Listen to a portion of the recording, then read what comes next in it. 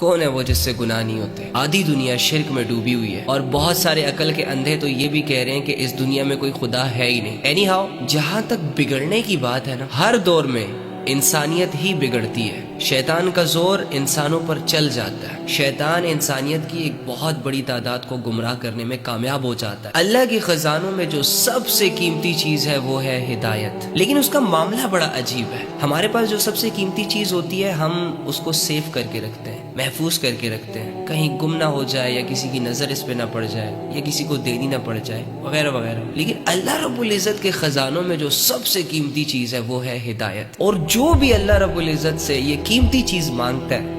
دل کی گہرائیوں سے، پھر چاہے وہ مشرک ہو، کافر ہو، شرابی ہو، زنا کرنے والا ہو یا ساری عمر اللہ کی نافرمانی کرنے والا ہو، اللہ رب العزت ہدایت کی دعا کو کبھی رد نہیں کرتا۔ ایک مشرک اگر شرک کرتے کرتے اللہ رب العزت سے ہدایت مانگ لے، شرط یہ ہے کہ وہ دل سے مانگی گئی ہو، وہ تیار ہو اللہ کی بندگی کے لیے، تو اللہ رب العزت نے یہ نہیں دیکھنا کہ اس نے 70-80 سال شرک کیا، کیونکہ شرک کے بارے میں آتا ہے کہ اللہ رب العزت کو سب سے زیادہ جو غصہ آتا ہے وہ شرک پہ آتا ہے، کہ انسان کھائے بھی اللہ کا، پیے بھی اللہ کا، پہنے بھی اللہ کا، رہے بھی اللہ کی زمین پر، اور پیدا بھی اسے اللہ کرے، رشتے بھی اسے اللہ دے، اس کے باوجود جب کوئی انسان اپنے رب کے ساتھ شرک کا معاملہ کرتا ہے تو ڈیفینیٹلی اللہ رب العزت کو غصہ آتا ہے اس بات پہ۔ لیکن دوسری جانب دیکھیں کہ اگر 60 70 80 سال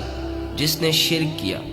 وہ بھی اگر شرک سے بیزار ہو کر حقیقت کی تلاش میں نکلے اور اللہ سے دعا کرے، زبان سے نہ صحیح تو دل کی گہرائیوں کا سنگل سا کنیکشن اللہ رب العزت سے ہدایت کے لیے جوڑ دے، پھر اللہ رب العزت یہ نہیں دیکھے گا کہ اس نے 60 70 80 سال